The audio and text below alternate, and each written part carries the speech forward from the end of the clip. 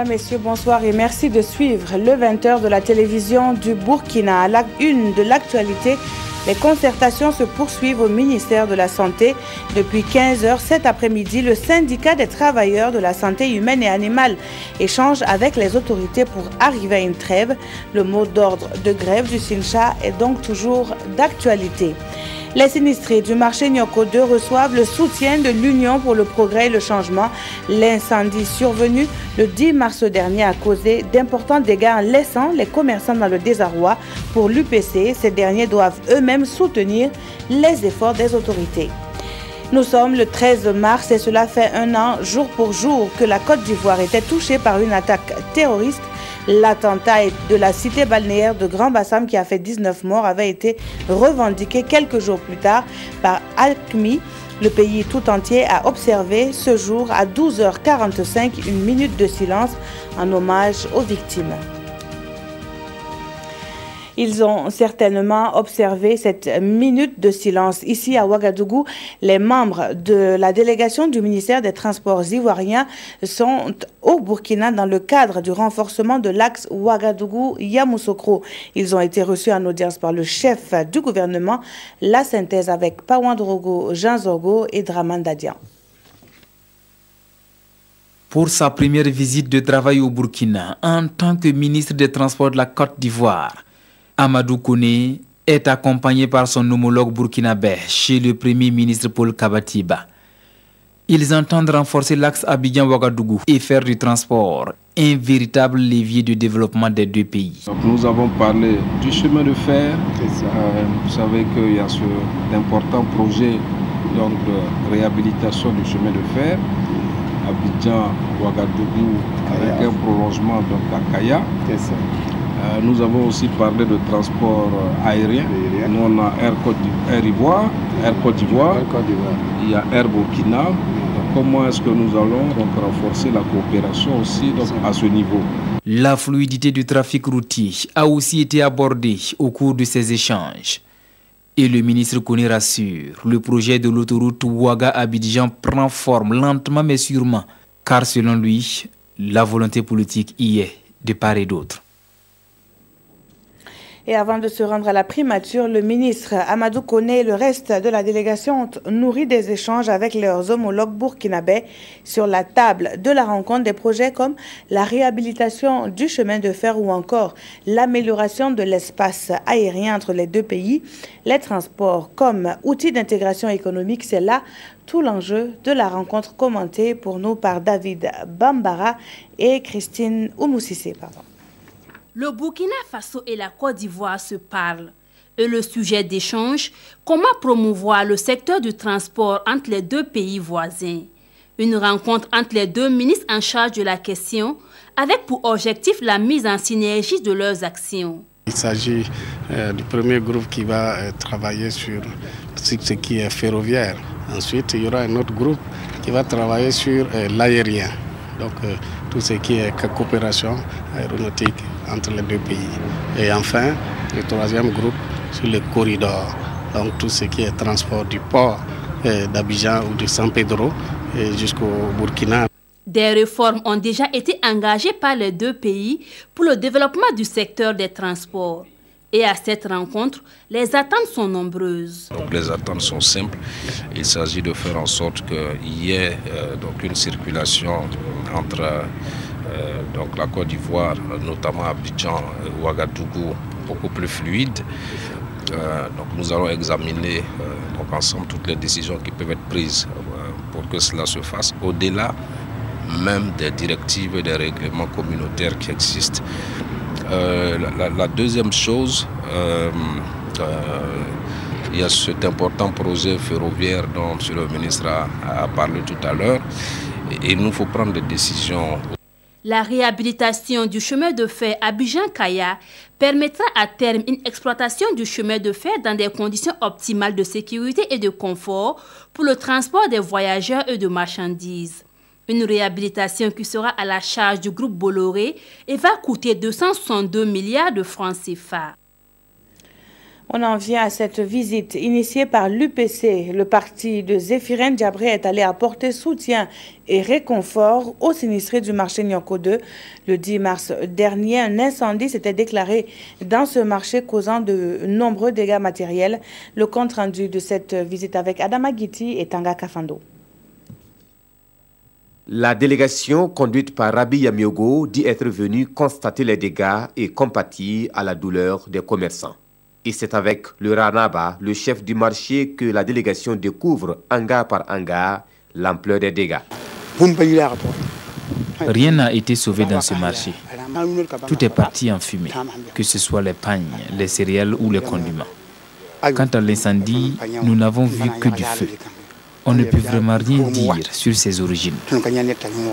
Pour l'UPC, ces incendies à répétition constituent de sérieux obstacles à la relance économique au Burkina Faso et il appartient aux autorités de prendre leurs responsabilités, mais aussi aux commerçants de s'organiser pour accompagner l'État dans la sécurisation des marchés. Depuis 2016, il y a eu une série d'incendies. Et 2017 est dans la même série, avec beaucoup d'incendies. Avec ce phénomène, le pays est plongé. Il faudrait que les autorités de ce pays puissent se prendre à bras le corps, parce qu'à chaque fois, on ne trouve personne. Les commerçants nous ont dit qu'ils ne connaissent pas l'origine, il n'y a pas de coupables. Et les coupables courent toujours, depuis 2016 à maintenant. Nous nous interrogeons jusqu'à quand on va mettre fin à ça. L'incendie du marché de Nyoko est survenu le 10 mars 2017, causant d'importants dégâts, mais fort heureusement, aucune perte en vie humaine n'a été enregistrée. C'est une situation qui n'est pas sans conséquences sur le secteur privé, un secteur pourtant sollicité dans le programme de développement du gouvernement burkinabé. Le partenariat public-privé est en effet prôné par les autorités politiques pour peu que ces mécanismes soient maîtrisés. Les acteurs intervenant dans la chaîne de production donc, de ces PPP ont passé en revue 94 projets inscrits dans le PNDS. Leurs recommandations sont consignées dans ce reportage signé Gérard Sommet et Bouma Ernest Nebier. Au cours de cet atelier, il a été question pour la structure Think Tank International Burkina d'outiller les différents acteurs qui interviennent dans le partenariat public-privé PPP au Burkina afin qu'ils puissent être plus opérationnels. Ces experts en PPP ont donc échangé et partagé leurs expériences 2 jours durant avec tous les acteurs qui interviennent dans la réalisation des projets PPP. Nous avons organisé l'atelier pour à la fois évaluer, proposer et renforcer les capacités des différents acteurs afin donc d'arriver donc à élaborer ensemble et à produire des outils d'aide à la décision. Les participants ont passé en revue les 94 projets inscrits dans le cadre du PNDS. Ils ont aussi formulé des recommandations pour une bonne marche du PPP. Une initiative bien appréciée par le gouvernement. Dans le cadre du PNDS, une bonne partie du financement sera fait par les nationaux, à plus de 60%, mais également par des partenaires institutionnels, mais également par les privés, par le biais de PPP.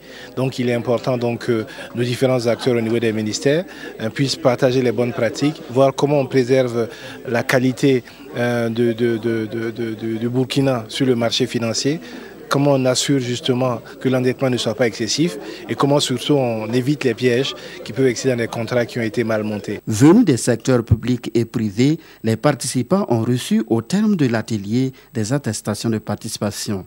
Et tous espèrent que cette rencontre va contribuer à la réussite des projets PPP. Depuis 15 heures, les responsables du ministère de la Santé et ceux du syndicat national des travailleurs de santé humaine et animale sont en concertation, une concertation qui se poursuit jusqu'à 7 heures. Et la discussion porte sur les 65 points de la plateforme revendicative du SINCHA. Ces points se résument à l'amélioration des conditions de travail, des infrastructures sanitaires, de la sécurité des agents de santé, mais aussi de la participation du SINCHA à la gestion des structures de santé. Et de sources administratives, le point qui empêche jusqu'à présent la signature d'un protocole d'accord est celui des indemnités. Le syndicat ne semble pas approuver le taux proposé par le gouvernement. Nos reporters sur place, Nongba Kouda et Ismaël Diloma Sirima, reviendront donc avec des informations au cours de nos prochaines éditions. Des agents de la santé dans les locaux de la RTB, c'était ce matin sur initiative de 2 associations en collaboration avec celle des femmes de la chaîne publique. Elles ont été invitées à se faire dépister du VIH-Sida, du cancer du sein et de celui du col de l'utérus. Les séquences d'une journée pas comme les autres à la télévision nationale avec Konsun Koulibaly et Vincent Kiendrabeogo. Les femmes de l'association James Taba, de l'association Enfants en difficulté, en collaboration avec celle de la RTB, font une halte pour penser à leur santé. Elles ont conjointement organisé une série de dépistages du cancer du sein, du col de l'utérus et du sida. Moi-même étant un agent, je vois que ici les femmes bougent beaucoup. À 4 h du matin, les tantes Flore, elles sont sur la route en train de venir pour travailler pour le bon déroulement du service ici et pour entretenir les téléspectateurs en haleine. Mais c'est parce qu'elles sont en bonne santé qu'elles le font. C'est pour cela que nous avons décidé de nous arrêter ici pour faire ces séries de dépistages-là, afin de pouvoir aller de l'avant. Au début, vraiment, moi-même, j'avais peur, puisque ça fait 3 ans de cela, je n'ai pas fait l'examen. Bon, vraiment, je m'inquiétais au début, mais Dieu merci, ça s'est bien passé. Cet exercice de dépistage a été effectué par une équipe conduite par le professeur Jean Lankwandé du CHU Yalgado Ouedraogo. Notre objectif, c'est d'aller vers les femmes, et non que les femmes viennent chez nous. Donc aujourd'hui, nous sommes à la RTB. Ce car contient d'abord une table d'examen ici, pour le dépistage avec des moyens très simples, qu'on appelle l'inspection visuelle après application d'acide acétique et après application de Lugol. Donc c'est une méthode colorimétrique très simple qui permet de dépister des lésions précancéreuses et de les traiter. Les membres des associations concernées se sont mobilisés pour l'opération. Selon leur premier responsable, toute femme déclarée positive bénéficiera d'un suivi avec le soutien de ces associations et leurs partenaires. Ouvrons à présent une large page consacrée à la culture et nous commençons par la ville de Sia qui a donc accueilli le Festival du cinéma africain. Une trentaine de films à l'affiche, la crème de la 25e édition. C'est ce que soutiennent les organisateurs, les organisateurs de cette édition qui s'est achevée ce week-end à Bobo-Dioulasso. Le point avec Hassan Gourabou et Karim Sissé. Je voudrais, au nom du ministre de la Culture,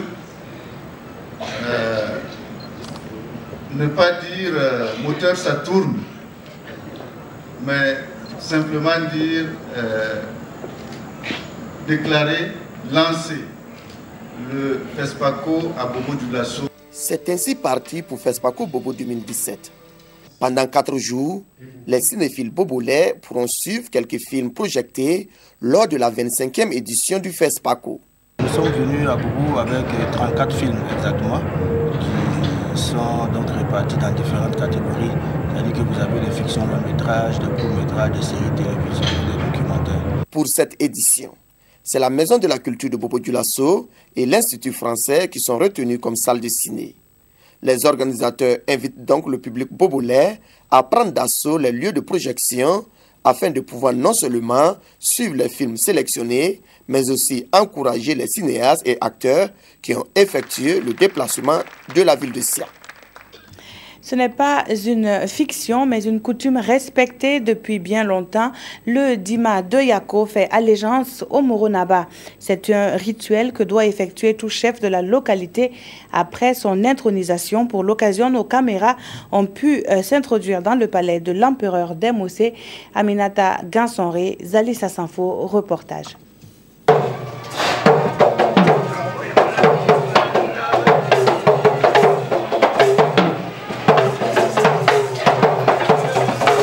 Des rituels, des prestations de troupes de danse.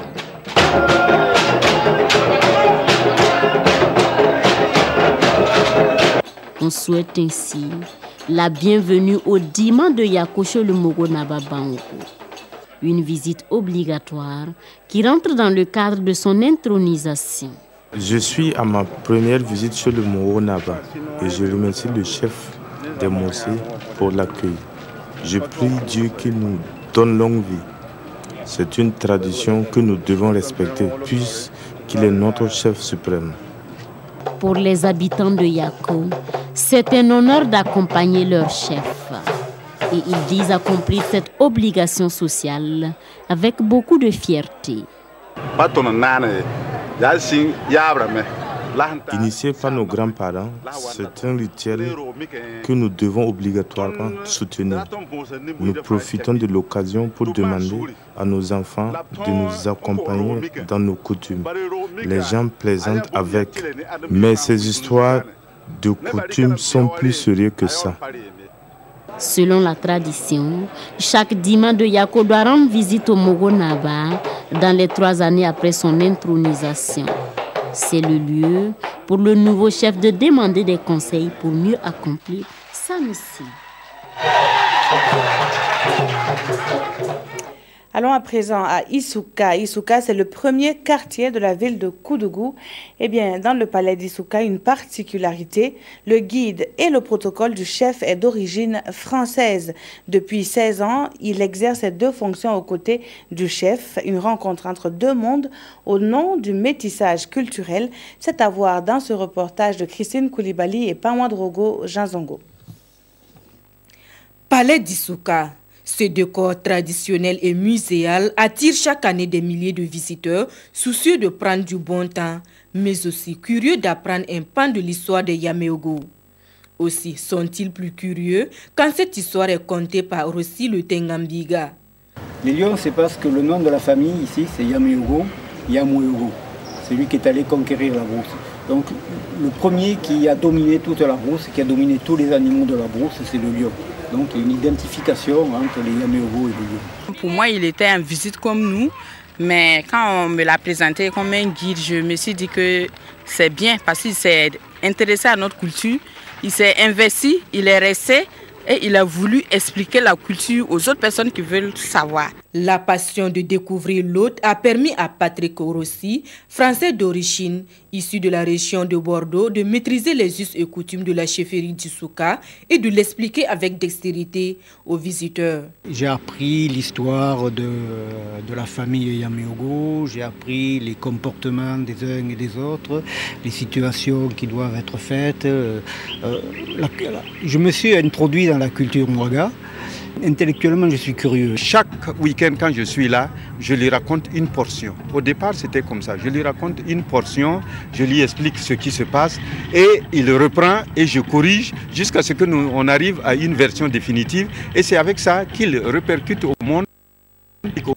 C'est que au départ, même si les gens ne comprenaient pas, les gens ont fini par accepter et beaucoup aimer que quand on lui porte un masque, vous n'allez pas savoir que c'est un blanc. Désormais, il s'appelle Tengambiga Yaméogo et sa rencontre avec la culture Mwaga, essentiellement caractérisée par l'oralité, crée un métissage culturel et surtout une nouvelle forme de gestion et d'organisation ici au palais d'Isuka. Un des avantages comparatifs, c'est qu'eux, ils écrivent tout ce qui se passe.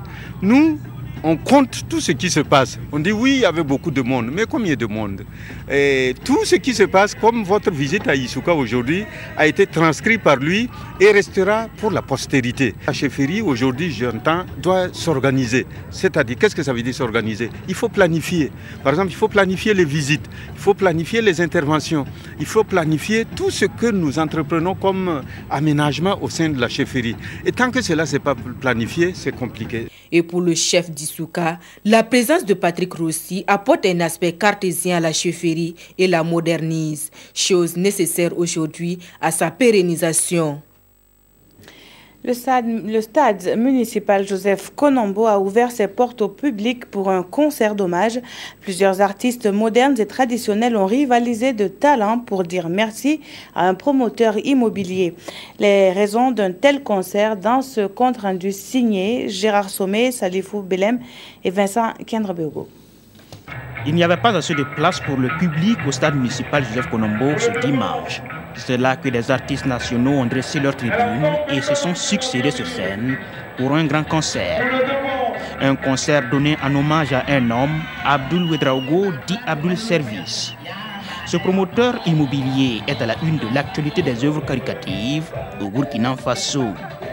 Désigné homme de l'année 2016 par Radio Salan Kolonto, il est également la tête d'affiche du baromètre du Faso de notre confrère le Faso.net. Tout ce que je voudrais faire comprendre au peuple burkinabé, moi Abdoul Ouedraogo, Toutes les œuvres que je fais ça au nom de Dieu. Je n'ai pas besoin d'être candidat, je n'ai pas besoin de faire la politique. On ne peut pas plaire à tout le monde. Mais je demande à tous ceux qui prennent tout leur temps à critiquer que ça c'est la politique. Même s'ils n'ont pas pitié de moi, ils n'ont qu'à avoir pitié de ceux que je donne des coups de main. L'événement a eu le soutien du ministre de la Culture qui a assisté au concert. Tahirou Bari qui dit venir soutenir la richesse d'un cœur. Nous sommes venus soutenir Abdoul Service, non pas parce qu'il est riche, mais parce qu'il a un cœur riche. Nous sommes venus rendre hommage à Abdoul Service parce qu'il s'est agrandi en décidant de se mettre au service d'une grande cause. Cette cérémonie a été organisée par les artistes pour lui démontrer qu'ils sont avec lui, qu'ils le soutiennent, qu'il mérite ce que Radio Salam-Koroto a fait. Et le public en a eu pour son compte avec la prestation de plusieurs artistes comme Des Altino, le Prince National, ou le désormais Naba de Adam Tienga, Flobi. Un spectacle gracieusement offert. Hors de chez nous, mais pas très loin, la Côte d'Ivoire se souvient. Le 13 mars 2016, un commando faisait irruption dans la station balnéaire de Grand Bassam, faisant 19 morts. C'était un dimanche, jour d'affluence. Il était 12h45. Depuis lors, l'enquête a permis l'arrestation de plusieurs personnes liées à cette attaque revendiquée par Al-Qaïda au Maghreb islamique. Nous en savons plus avec nos homologues donc ivoiriens. Le réseau des terroristes qui a endeuillé la Côte d'Ivoire le 13 mars 2016 sur les plages du Grand Bassam est plus que jamais dans le collimateur des enquêteurs. Les victimes directes, notamment les 33 blessés, et les parents des personnes qui ont perdu la vie, continuent d'espérer en la justice. Je voudrais m'incliner respectueusement sur la mémoire des morts et ensuite rendre hommage à tous les blessés, ceux qui continuent aujourd'hui de traîner les stigmates de cette attaque. C'est d'ailleurs en pensant à toutes ces personnes qui constituent pour nous une source de motivation supplémentaire que nous faisons tous les efforts pour faire avancer les enquêtes. Plusieurs personnes ont d'abord été interpellées, 16 personnes. Aujourd'hui, nous nous retrouvons avec une trentaine de personnes interpellées, tant en Côte d'Ivoire qu'à l'extérieur du pays. La justice ivoirienne est sur la piste de plusieurs personnes impliquées dans l'attaque de Grand Bassam, selon le procureur. Dès les premières heures, ACMI, Al-Qaïda au Maghreb islamique, a revendiqué à travers sa branche Al-Noura Mitoun et qui a désigné Kounta Dalla, qui était à Abidjan, comme le planificateur. Mais nous sommes conscients que c'est des pions qui ont été utilisés et que les vrais organisateurs sont dans l'ombre. Pas plus tard que le week-end dernier, au niveau de Dakar, il y a eu 2 arrestations. Au Mali, il y a au moins 4 arrestations qui ont été opérées de ceux-là même qui ont tout organisé, planifié et qui ont envoyé des jeunes gens pour tirer à bout portant sur des Ivoiriens qui étaient à la plage et qui aspiraient juste à un moment de détente. Pour faire face aux urgences, les attributions des ministères de la Défense et de la Justice ont été renforcées. Une cellule spéciale d'enquête, d'instruction et de lutte contre le terrorisme a été également mise sur pied. Cette unité composée de policiers, de gendarmes et de magistrats planifie les actions préventives à toute attaque terroriste. La cellule logée au ministère de la Justice a un contact permanent avec d'autres procureurs au niveau international. Des rencontres ont eu lieu au Kenya, à Bamako et au Sénégal dans le cadre de cette enquête. À ce niveau, la collaboration de la Côte d'Ivoire avec le Mali a donné quelques résultats. Le Mali est très engagé. Les responsables de sécurité au niveau de toutes les frontières se réunissent souvent également pour échanger les informations. C'est d'ailleurs au niveau de ces échanges des informations que nous leur donnons et qui ont permis donc d'aboutir à ces prises qui sont assez importantes. Puisque aujourd'hui, c'est vraiment le Kounta Dalla qui est encore recherché. Sinon, même les autres qui n'ont pas encore été appréhendés, nous avons des informations qui nous permettront de remonter. Le terrorisme n'a pas de frontières. Les enquêteurs n'en auront pas non plus. C'est pourquoi la justice ivoirienne travaille très étroitement avec le FBI, des spécialistes allemands, français et Interpol pour dénicher les penseurs des attaques meurtrières. Mais cet effort international ne suffira pas, selon le procureur. Les populations doivent s'impliquer en dénonçant tout. Revenons sur l'actualité nationale avec le sport. Ce matin, plusieurs signatures apposées donnent le top départ de la Coupe de l'Assemblée nationale. Le football est la discipline concernée dans les catégories cadettes et minimes. Ibrahima Sombier et Victorien Marienne nous en disent plus. Si le football a quitté les rues pour des cadres mieux élaborés, il est tout naturellement de bon ton de lui trouver aussi un cadre d'expression afin de le rendre plus compétitif. C'est dans cette dynamique de la formation de la relève que se sont engagés l'Assemblée nationale, le ministère des Sports et des Loisirs et la Fédération burkinabé de football en formalisant cette convention de partenariat de 2017 à 2020. Par cette convention, l'AN est promotrice d'une compétition nationale de football dans les catégories cadettes et minimes. Un ouf de soulagement que les acteurs autres visionnaires appelaient de tous leurs vœux. Je pense que la qualité même du sport commence par la jeunesse. On veut redynamiser toutes nos régions. Vous allez voir, ça va prendre. Et moi, je suis très, très rassuré. Et il y aura de la compétition. Et nous, c'est ce que nous attendons, que les jeunes puissent quand même aller sur le terrain pour évoluer au lieu de rester à la maison, faire autre chose. Par ce tac, la représentation nationale fait sienne l'adage qui dit que rien ne sert de courir, il faut partir à point. La Coupe de l'AN en football de petite catégorie prendra son envol le 25 mars prochain à Kaya et connaîtra son épilogue le 29 juillet 2017 à Bobo-Dioulasso. Au nom du rayonnement du Parlement burkinabé, dans la mise en œuvre de son plan stratégique 2017-2020 et de la détection des talents, ce partenariat tripartite est historique et par ces temps qui courent, du pain béni dans la pratique du foot à la base au Faso. Notre activité se situe au-dessus des opinions et des partis politiques. C'est une activité nationale, c'est une activité patriotique. Nous voulions qu'à partir de la base, nous puissions créer, par cette compétition, un fonds footballistique. Nous ne nous substituons pas au gouvernement pour mener des activités de l'exécutif. Nous jouons notre rôle de lien avec le peuple à la base. D'un coût estimé en première lecture à 80 millions de nos francs, l'honneur revient à tous les jeunes footballeurs des villes et des campagnes et aux organisateurs de se mettre à la hauteur et de mériter la confiance placée en eux par la représentation nationale. Une grande première en tout cas. Litige foncier entre Sabou et Thiou, les quotidiens tirent la sonnette d'alarme. À l'unanimité, les journaux sont revenus sur le congrès du parti au pouvoir qui s'est achevé ce dimanche à Ouagadougou. La revue de presse est avec Vincent Kendrobiogo. Le dernier congrès du MPP dans la presse, ça y est, Salifou Diallo, pleinement président du parti, secondé par Simon Compaoré. Et le pays se demande si ces deux fortes personnalités au tempérament explosif pourront tenir au mieux le gouvernail. Parmi les grands défis qui les attendent, selon le journal, il y a la cohésion au sein du parti du Soleil Levant. Car l'indiscipline de certains militants constitue la principale menace qui guette le MPP. Et le pays en veut pour preuve l'issue des élections municipales où certains ont fait fi des consignes du parti. Salifou et Simon pourront-ils alors discipliner les chevaux indélicats de l'écurie, s'interroge le journal. C'est dans leur intérêt, semble indiquer aujourd'hui au Faso. Pour ce journal, ils doivent remassifier le parti, rassembler au large et faire revenir les ouailles qui prennent le large.